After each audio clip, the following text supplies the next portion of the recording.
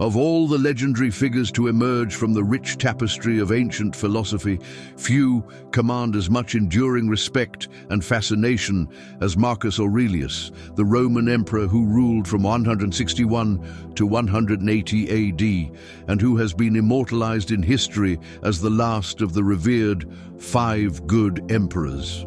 Here was a man who found himself in one of the most absolute positions of power the world has ever known, a station in life that would have granted him instantaneous access to the fulfillment of every conceivable temptation and desire.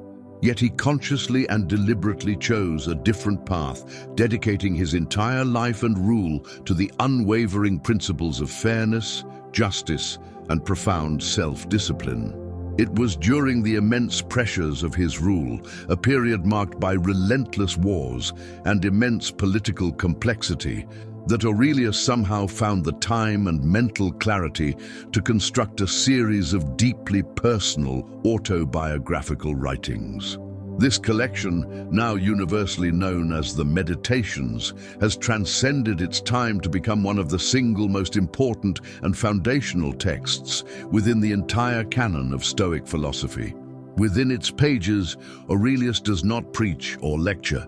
Instead, he describes with raw honesty a guide on how to relentlessly improve oneself. His focus was predominantly on the practice of taking a cosmic perspective, a method of pulling back from one's immediate circumstances to view the bigger picture, and on the critical, unflinching analysis of one's own judgments concerning both oneself and others. Stoicism itself is an ancient and incredibly robust philosophy that, far beyond being a mere abstract theory, presents a truly inspiring and practical way of thinking and living. The Stoics held a powerful core belief that doing the right thing, always and without exception, was the ultimate key to achieving genuine, lasting individual happiness. Furthermore, they argued that in order to consistently know and do the right thing, one must cultivate sound judgment and crystal-clear rational thinking. It is with this essential context in mind that we embark on this video, where we will delve deeply into how you can develop a powerfully rational mind, guided by 5 profoundly important lessons distilled from the timeless teachings of Emperor Marcus Aurelius himself. Our first and perhaps most fundamental lesson is to consciously and deliberately train your perception. Marcus Aurelius offers us this invaluable insight. Choose not to be harmed, and you won't feel harmed. Don't feel harmed, and you haven't been. This statement cuts to the very heart of one of Stoicism's greatest lessons, the imperative to take absolute control of your perception. We, as humans, are conditioned to constantly judge everything we come across.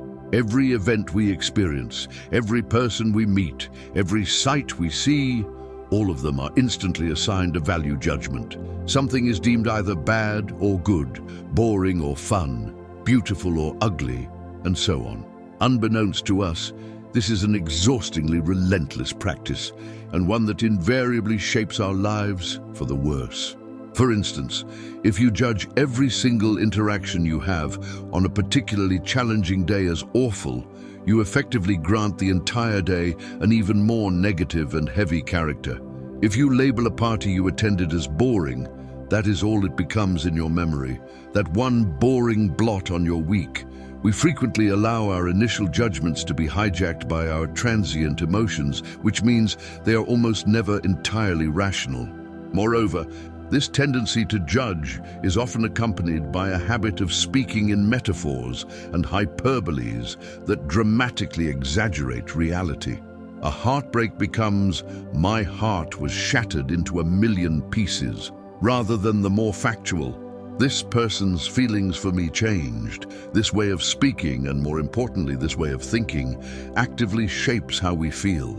The Stoics therefore encourage us to be meticulously careful with our judgments, to practice undoing them, to look past our first instinct and assess a situation through a more optimistic and reasonable lens.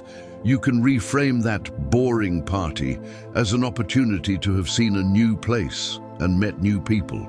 The key is to practice not judging everything based on that initial emotional instinct. Whenever you form an opinion, ask yourself, is this rational? What is this based on? Is there a more positive or neutral way to see this? Aurelius stressed that harm only exists if you consider it so. Any difficult experience is magnified by the weight you choose to give it. You have complete control over how situations affect you. The Stoics also encourage seeing every bad event as a potential source for good, an exercise known as turning the obstacle upside down. Though a frustrating new co-worker who is a slow learner is an obstacle to efficiency, but also an opportunity to practice patience, to become a better teacher, and to improve team integration skills that are invaluable in the long run. As Aurelius famously said, the impediment to action advances action. What stands in the way becomes the way. To tease, in essence, by pausing our exaggerated judgments and seeking objective clarity, we find that life is simpler and nothing bothers us as much as it once did. The second crucial lesson is to learn to control your emotions. Aurelius advises us to stop letting your emotions override what your mind tells you. Stop being hypocritical, self-centered, irritable. Acting out of raw emotion is the antithesis of rational thinking. Nothing clouds our judgment more effectively. To think clearly, mastering control over your emotions is paramount. It is critical to understand that controlling emotions, particularly potent ones like anger, does not mean suppressing them. Denying anger or pretending it doesn't exist is futile. It will fester. Instead, Stoicism teaches the redirection of emotions. When anger arises, ask what you can do with it. Will yelling lessen your hurt or improve the situation? Likely not. Instead, find constructive outlets, calm conversation, journaling, physical exercise. The same applies to anxiety or fear. You cannot simply ignore these feelings, but you can redirect their energy. The fear of asking for a raise, for example, can be harnessed. Instead of letting it paralyze you, use it to prepare meticulously for every possible question and counter-argument. Let the fear become a motivator to challenge yourself and grow, to act not in spite of the fear, but with an awareness of it. When you learn to redirect strong emotions with ease, you achieve a state of calm that allows for rational thought and smart decision-making in any circumstance. Our third lesson is to practice the dichotomy of control. Aurelius provides the foundational principle: you have power over your mind, not outside events. Realize this, and you will find strength. This dichotomy is the clear distinction between what is within our control and what is not. The weather, traffic, other people's opinions, these are externals, beyond our control.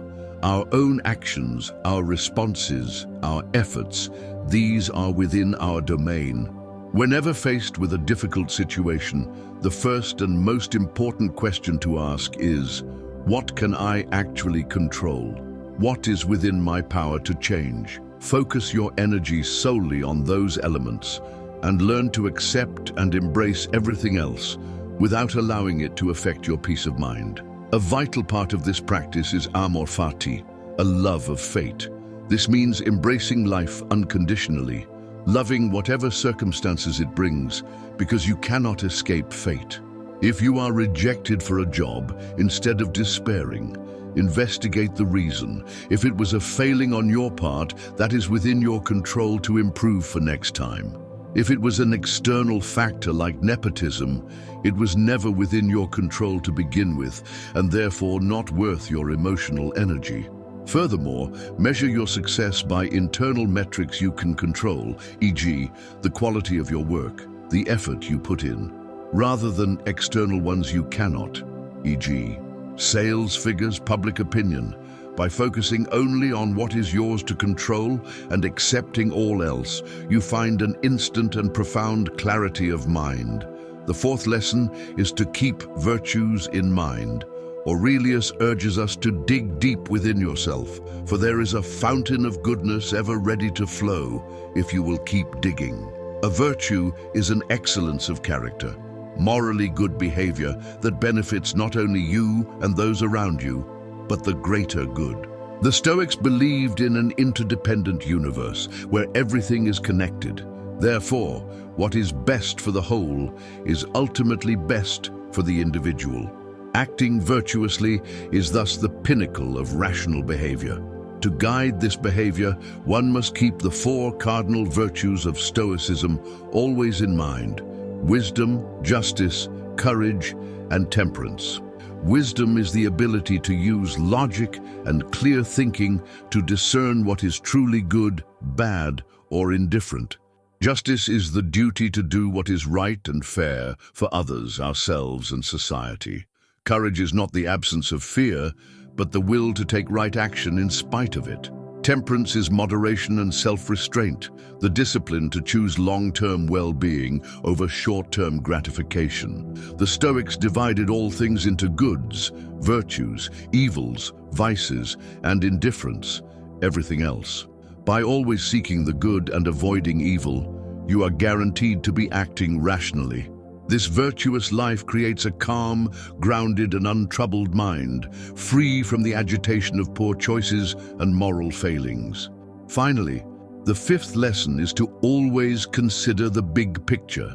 Aurelius reminds us of the value of a broader view. How beautifully Plato put it. Whenever you want to talk about people, it's best to take a bird's-eye view and see everything all at once. We are constantly in the middle of our own lives, where every problem can feel like the end of the world. Taking a step back to view the entirety of the world and our place within it reveals how small our individual experiences truly are and how much exists beyond our subjective view. This practice is invaluable for making decisions and forming opinions. When stuck between two job options, for instance, considering the big picture might reveal a third path you hadn't seen, a different field, a side hustle, a fulfilling hobby. It helps you move beyond your own biases and remember your duties to the wider world. The Stoic belief in interconnection means that the well-being of the world contributes to your own. When facing any choice, ask yourself, what are the long-term effects? How might someone else see this? Does this affect my well-being or that of others? Are there options I haven't considered? By consistently adopting this cosmic perspective, you free yourself from narrow-mindedness, bias, and doubt, achieving an overseeing view that grants immense mental clarity and peace.